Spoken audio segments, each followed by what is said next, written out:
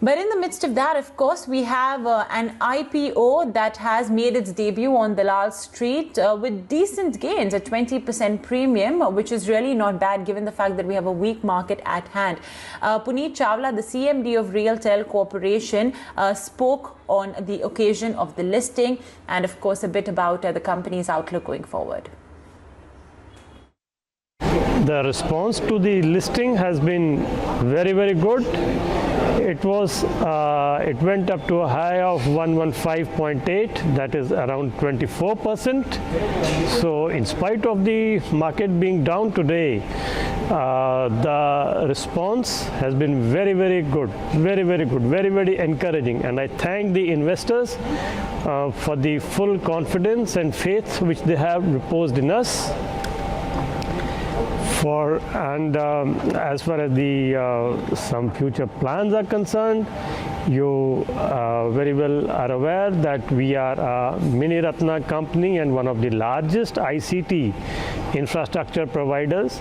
We are a telecom service provider. We have our own data centers on which we offer data center services, and we also execute a number of turnkey ICT projects, both for the Indian Railways as well as for the other government sector, which includes the central government, the state government, and the public sector undertakings.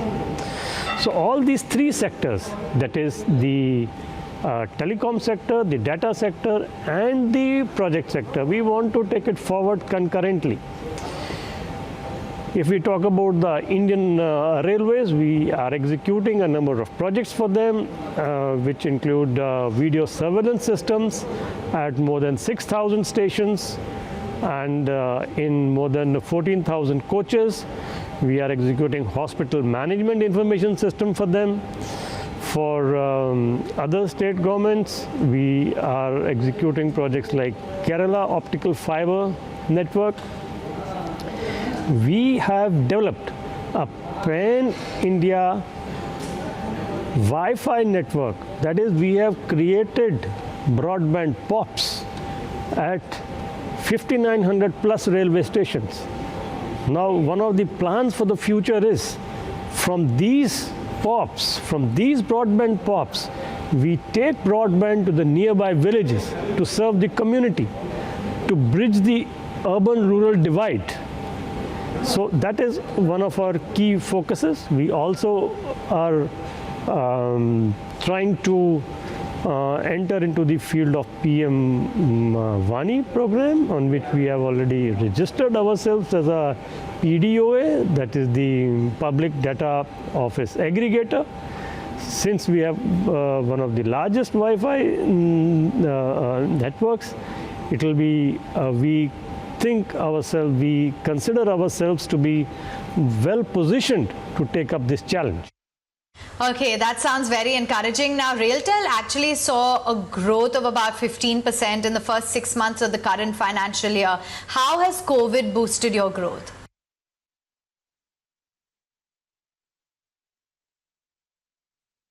Yeah, it was 16% in the first 6 months, and now it is going up rapidly, which is very encouraging. And due to COVID, the demand of our services, be it the broadband services, be it the lease line services, the video conference services, the data center services, everything has increased. If I talk of the broadband services, they have increased by 2.55 times in last 9 months after the onset of COVID. The video conference facilities, services have increased exponentially by more than 25 times. So due to all this growth happening, the revenues are increasing. In the telecom sector, the revenues are going up. Similarly, in the data center sector, the revenues are going up, and more recently with the draft data privacy policy of the government, this is expected to go up further. And post-COVID, the investments which were to happen in various sectors like smart cities, education, health, which were to happen 2 to 4 years hence, they are happening now. So I foresee a big boost to RailTel's business in the coming years, I mean just after COVID.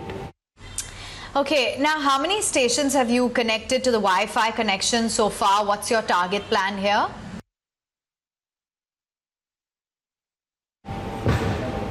See, we have already connected 5,900 plus railway stations on high-speed Wi-Fi, and the rest of the stations, as and when we are laying optical fiber cables, they will be connected. There are about 6,400 stations which we will be connecting in the future months.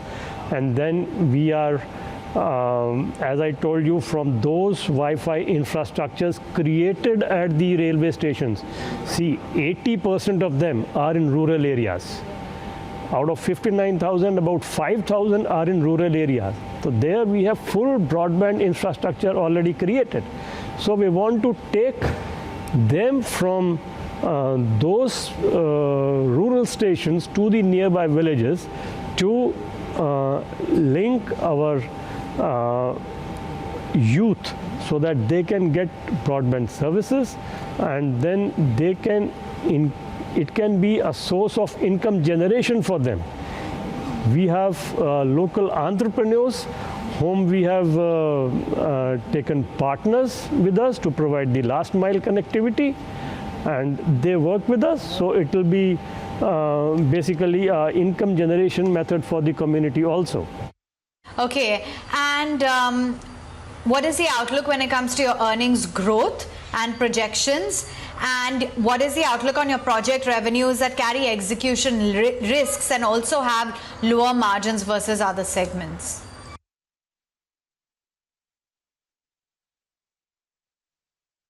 See, our earnings continue to grow.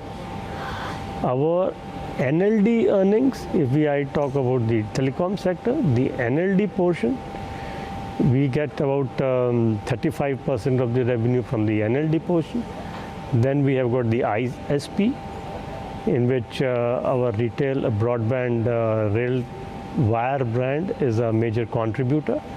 That contributes to about 14 to 15%. Then we have got the IP services, that is the infrastructure services, in which we lease out fiber, in which we have got towers. We lease out tower spaces for co-location to other mobile operators. That also constitutes about 15%. And then we have got railway projects, non-railway projects, which are basically 50-50 as far as our revenues are concerned.